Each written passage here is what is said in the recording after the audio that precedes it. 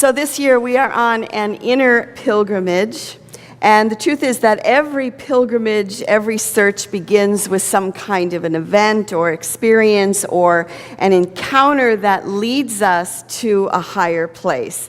And last week I presented the idea that no matter where we are in our lives, that we can always start over. No matter what you have done, or you can always begin anew, because there are times in our lives when we just lose touch with God. We lose touch with divine presence, right? And there's times when you're just like, well, I'm not sure I'm really connected right here. And we lose touch because we put other things, other people, other events in front of our relationship with the divine, in front of our relationship with God. And so it's kind of a battle between small s self and capital S self, the divine essence. A woman by the name of Thandie Newton. She's a dancer and an actress. And she actually gave a great TED Talk about the idea of losing the self, and it's the small s, and what that is and how it affected her. She said that she grew up on the coast of England in the 1970s, and her father was white from Cornwall, and her mom was black from Zimbabwe. She also, her family, they were atheists, and so she said, here I was, a black atheist in a white Catholic school that was run by nuns. So there was this whole time in her growing up of not really fitting in anywhere. And an insight that she had was that, you know, the small self, the ego is wanting to fit in, and it's wanting to have people around and others around us that look like us.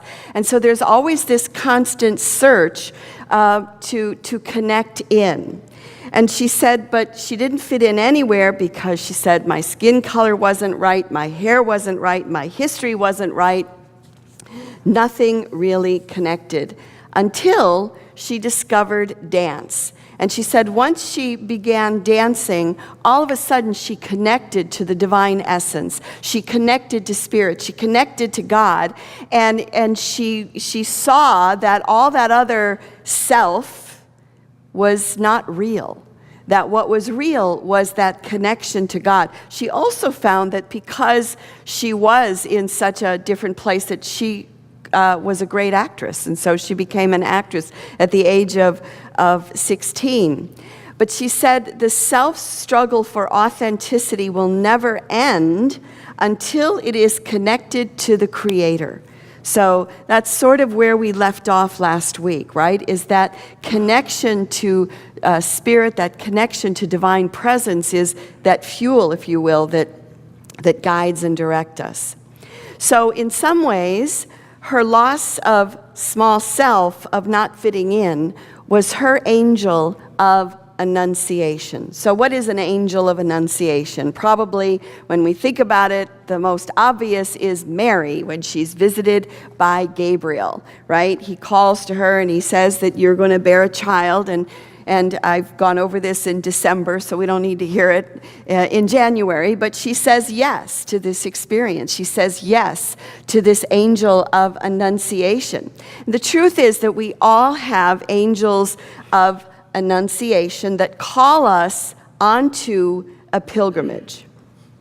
And it can come in the form of an event or another person, or it can come as the loss of our identity or a moment of inspiration or a joyful event in our life, a marriage, the birth of a child, the birth of a grandchild. You know, all those things can awaken us to this angel to be an experience of the angel of Annunciation that awakens us.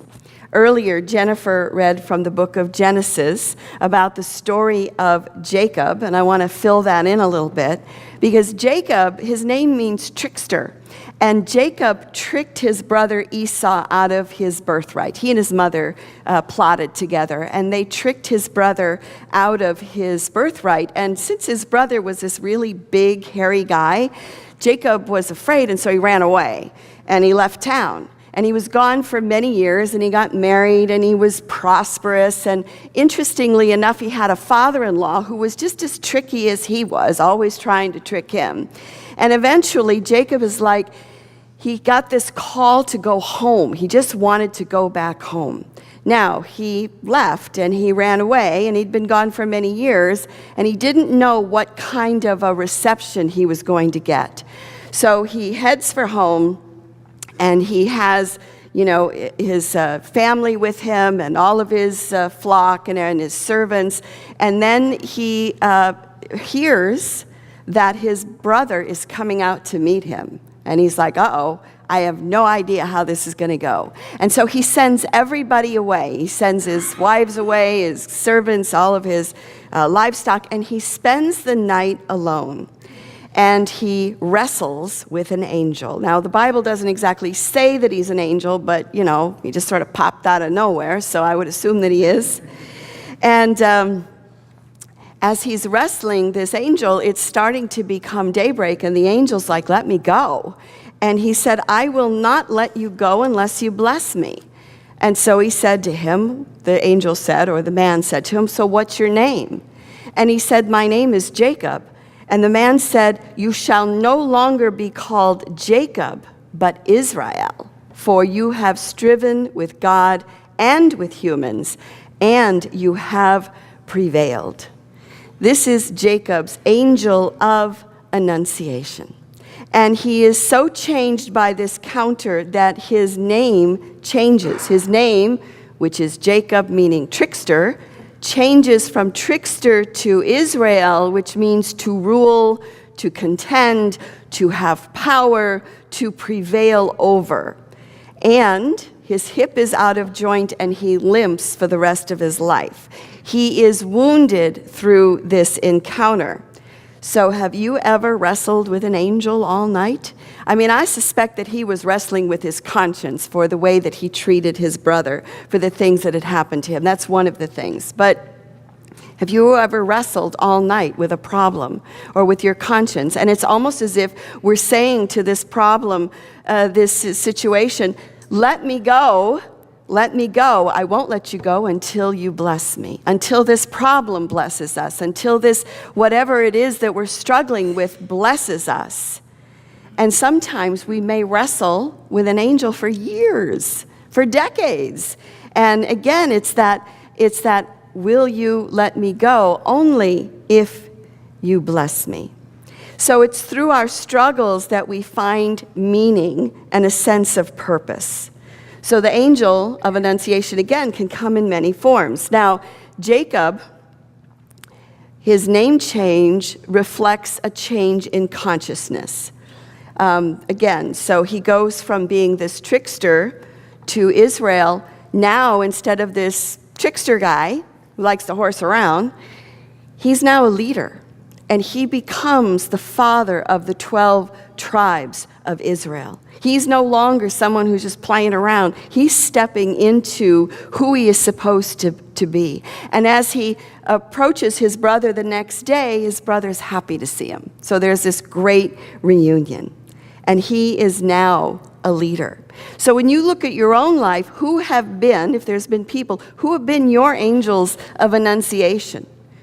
What are the events in your life that have been your angels of Annunciation? What are those experiences? And what events have spurred you onto a new level of awareness so that your consciousness changes to the point where maybe you don't even recognize yourself? And what's the woundedness in that? Because again, Jacob limped for the rest of his life. So I'm kind of casting a net here today for stories about angels of Annunciation. And so I talked with Jay Thompson this week, and he has agreed to share his story of his angel of Annunciation. So join me in welcoming Jay as Jay makes his way up here.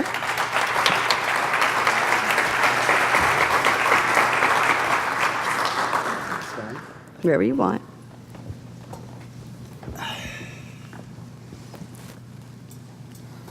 Okay, here's this for you. So Jay, I can't get up here. I need help.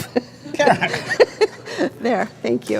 All right, so Jay, tell us about where you grew up and what your life was like. Oh, I grew up in Arkansas. A very good family. Had a great father who made me feel like I could do anything. Growing up, he told me to never sit on the sidelines, telling me that as a kid, I didn't know what that meant. I've always been a jockey strapper, guy who played sports. I played everything. So I was never on the sidelines, but I found out later on that what he meant was for me to never sit on the sidelines in life. My dad was an actor, very charismatic, great dresser, da-da-da-da. He showed me much affection, always hugging and kissing on me, like, you know. But I loved it. I loved it. I had a great mother, just a great family. I saw inclusion for the first time as a kid from my grandmother. She would see these they called them hobos back then, but people of all colors, white people, black people, Latinos, etc., passing our house. And she would invite them in to have food to our dining room.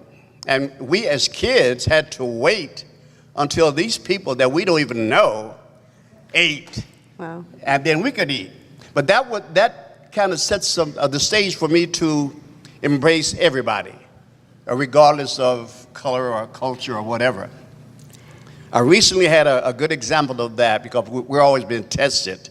I was living in Rainier Beach, and there are a lot of people from Somalia down there, and I really got to know them and see them as human beings who just wanted a better life by coming to this country.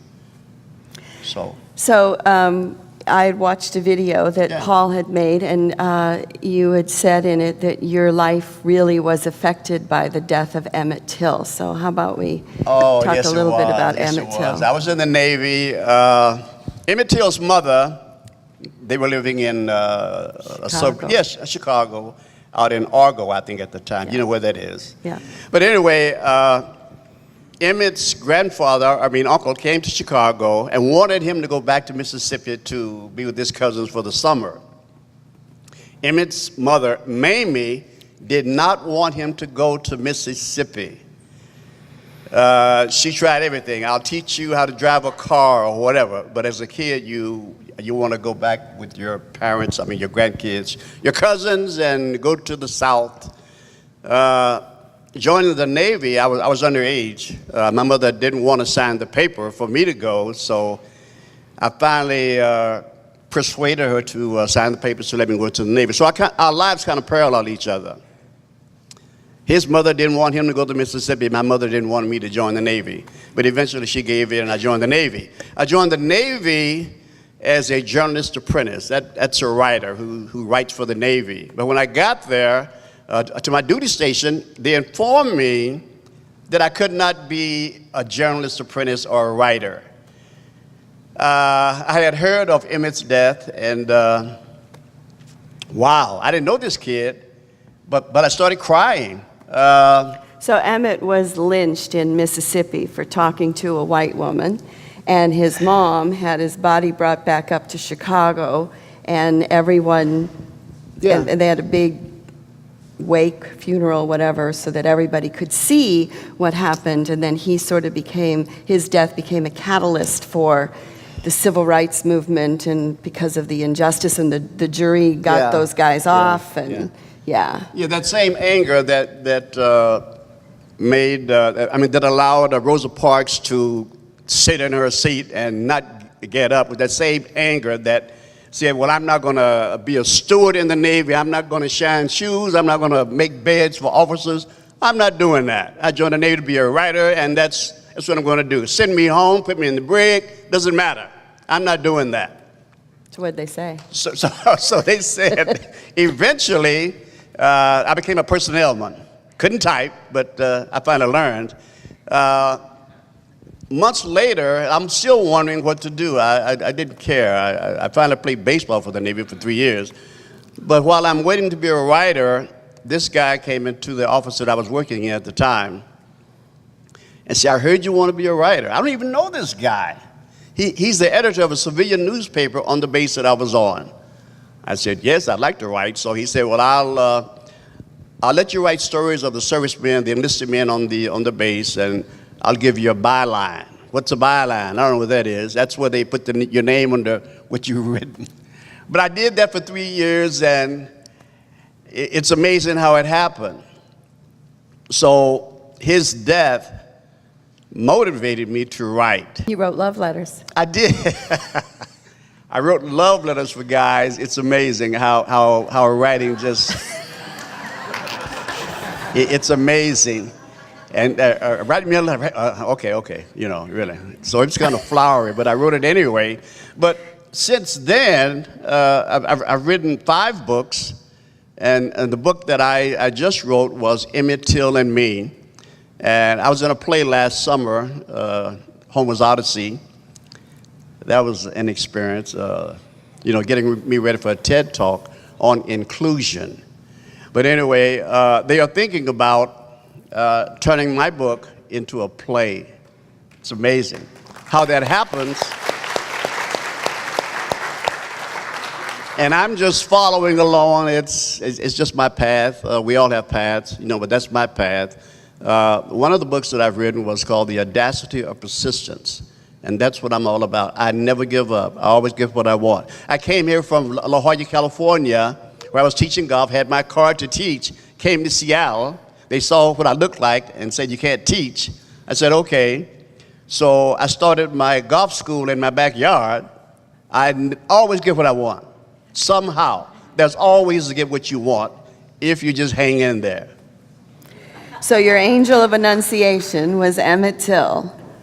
I guess so. I'm trying to kind of wrap it all and fit it in the talk. But you know, as I was 17 years old. I didn't know. I just knew that I wasn't going to just take what they offered me. I'm not going to be a steward, you know, a cook. I don't know how to cook. You know, I'll make a bed, you know. But the guy that wrote Roots, Alex Haley, he was in the Coast Guard, which is a division of the Navy, as you know. He was a steward, and he wrote Roots, but I said, I'm not doing that, and I just don't do things that I don't want to do. Most of the things that I've done in my life, I've loved to do. You know, I never do anything that I don't like to do or love to do. So I don't have a pension. I don't need a pension. You know, I'm aware of this presence within me. It's in all of us, but I'm really aware of it. One of the best things I've done in this church, or have experienced in this church, were the Goldsmith meditations. We would meditate for 2 hours. And some people can't sit still for 5 minutes. But you'd be surprised, the more you practice meditation, how these ideas come in, gives you courage, which you already have, to move forward on whatever is going on in your life, or what you'd like to bring into your life. It's amazing how amazing we are. Thank you, Jay. Thank you.